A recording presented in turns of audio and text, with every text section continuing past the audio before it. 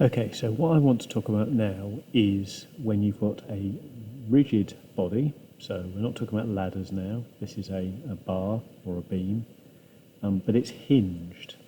We haven't talked about that at all yet. So I want to talk about that. And when it's hinged, the thing we need to remember is that there is a force, a reaction force at the hinge, which is acting in opposition to the forces pushing against or pulling that hinge. But the way we deal with it is we split it into two components, parallel to the surface, so either going up or going down, and perpendicular to the surface, either coming out or going in. And working out which way round those two reaction forces are is always the first trick. So I'm actually going to do two examples from the book, and that means if my explanation is lousy and you can't understand it, hopefully the book will do a better job. So we're on page 154, back in the motorbike book now. So page 154, and it's this example here. We're asked to find the tension in the string and the reaction force in the rod at A. So I'm going to start with a diagram, as we often do, and I'm going to start by working out these two reaction forces here, one which is parallel to the wall, either up or down, and one which is perpendicular, either coming out or going in. I'm going to work out which way they are. Now this is not friction. Remember, friction opposes the way it wants to move, but a reaction force is pushing against whatever force is acting already. So, if I stand on the ground, I'm applying a force down. The reaction force from the ground is supporting me. So let's think about horizontal first. Now this tension here is pulling the rod this way. So if I think about the horizontal component of that, then that's definitely a force going that way, isn't it? So the reaction force horizontally is going to resist that. So the reaction force horizontally is going to go in that direction there. Now what about this one? Is it going to be up or is it going to be down? I've got two forces. I've got the force of the weight pulling down, and I've got the vertical component of this tension pulling up. But I don't know yet which is which. And I can't resolve vertically, because it's not just T cos 45 equals 2G. I've got the reaction force here as well to consider. So this time I need to start by taking moments. So I'm going to take moments about the hinge, which means I don't have to worry about the reaction forces. So moments about the hinge. Why don't you pause at this point and see if you can write the moment statement. We've got two forces. We've got this, which is pulling it down, so that's clockwise, and we've got this, that's the component perpendicular to the rod, which is pulling it anti-clockwise. So go on, pause and see if you can do those. Okay, so I've got 2G times 0.6, and I've got the perpendicular component of this, which is T cos 45 times 0.8. That's the moment statement, so I can work out the value of T. Now, remember what I'm trying to do is decide whether the reaction force is up or down.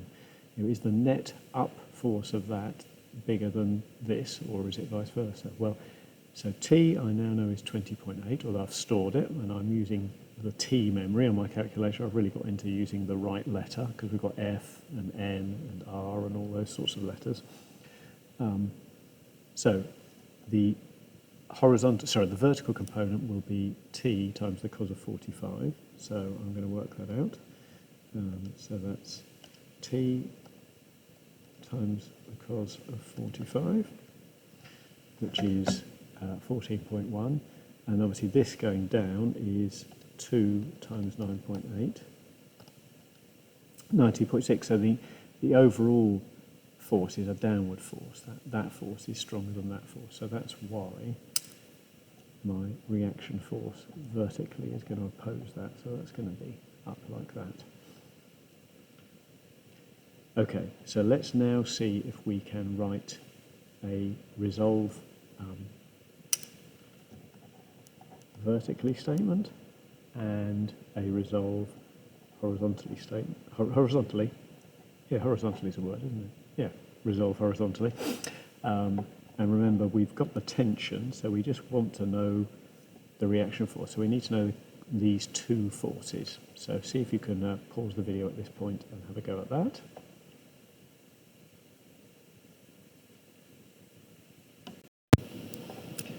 Okay, so going vertically, I've got this force going up, and I've got the vertical component of tension, T cos 45, going up. Nice when they're both, it's 45, nice and easy. And then coming down, I've got 2G, so I can work out RV from that. And then horizontally, I've just got that force going that way, and T cos 45 going that way. So they're equal, because it's in equilibrium. So that's the value of RH. But the question doesn't say what's the horizontal and vertical components, it says what's the magnitude of the reaction force. So we've got to do that thing that we did with the ladder questions and just combine those two forces into a single resultant force. So a horizontal force of 14.7, a vertical force of 14.9. Pythagoras tells us the magnitude, therefore, the length of the hypotenuse is 15.5. No need to work out the angle. We're not asked the angle. We could work out the angle, but we're not asked to. Okay, second example. So this is on page 155. Now I'm holding my hand over the works example because I'm hoping that you can do the same and decide in this case, here's the hinge, which way the two reaction forces are, which way they're going. Okay, so we need to decide whether the one that's parallel to the wall is going up or down, and the one that's perpendicular is coming out or going in. Remember, it's going to resist the force that's being applied there. So, yeah, pause the video at this point and have a go at that. Okay, so the vertical component of that 16 Newton force is 16 cos 70, which is that many newtons. And then you've got two downward forces. You've got 0.1 times g, which is 0.98, and 2 newtons. So overall, the force pushing up is bigger than the two forces pulling down. So there's going to be a net force going up. So the reaction force is going to resist that. So the vertical reaction force is that way. Now this force is pushing up, which means that it will have a horizontal component in that direction. So the rod is being pulled away from the wall. So the reaction force horizontally this time is going to act against that. And I think that, as I said, that's the complicated bit, isn't it? Okay, see if you can now do those 3 steps though. Maybe take moments first. So moments about the hinge. This force here is sort of acting at this point. So you can sort of think of it as either a force pulling up with that angle there, or a force pushing from underneath with that angle there. But that's the point at which it's applying, so that's the distance we need when you do the moments. Right, have a go. See if you can find moments and then resolve horizontally and vertically. This time we're trying to find where the centre of mass of the rod is, because it's not uniform. Okay, so resolving vertically, I've got this force coming down, this force coming down, this force coming down, so they get combined, and then the upward force is the vertical component of this, which is 16 cos 70, so that gives me the value of the vertical reaction force at the hinge, and I stored that in memory V. Resolving horizontally, I've got the horizontal component of this force, which is 16 cos 20, pulling it this way, and so the reaction force opposing that, so they're equal, so that means you get 15 point blah blah blah. I stored that in H. still in school. And we can then combine those because we're actually asked the magnitude and direction of the force. So we've got a 15 Newton force, or 15, I've got the exact value stored, 15-ish force that way, a 2.49 Newton force that way, so Pythagoras gives me that. This angle here is 9.41. We could describe that angle in a number of ways. I think as long as you are clear, so you could say it's an angle of whatever 90 plus that is from the vertical, or 180 plus that from the horizontal, but I think a clear diagram is the secret to making sure that you get the angle described correctly. Okay, final question, and this is on page 158, another worked example. And the first question I have for you is spot the difference. How is this one different from the other two questions? Well, the difference is that there's no hinge here, no mention of a hinge. It's just that the rod is leaning against the wall. And so because there's no hinge, we don't have the reaction forces of the hinge, one vertical and one horizontal. But there are forces here. So just have a little think about, again, it's a works example, so try and avoid the temptation to have a look at the solution. But have a think about what the forces at this point would be. Pause and come back in a minute. Okay, so we do have a reaction force. That's because the rod is pushing against the wall, so there'll be a force in reaction to that. But this time we've got a friction force. So we didn't have that with the hinge, but there will be friction here. We're told that this is a rough surface, and there's only one place this rod is going to go, if it does go anywhere, and that's down. It's going to fall down, isn't it? So the friction force is going to resist that. And we're told that it's in limiting equilibrium, which means it's on the point of slipping down. So friction is at its maximum, and we know that it's equal to mu times r. And working out mu is one of the two things we've got to do. We've got to work out the mass, and we've got to work out mu. So that's the difference here. No hinge, but we've still got two forces. It's just in this case, it's not a reaction that way and a reaction that way. It's the reaction force, which is, as always, perpendicular to the surface, and friction, which is resisting the temptation of this rod to slip down the wall.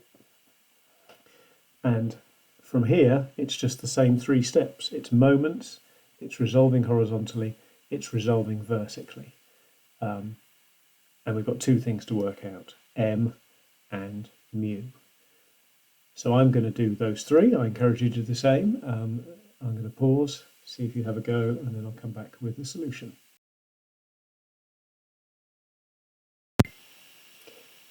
Okay, so taking moments about the wall. So moments is force times distance. Must always remember the distance.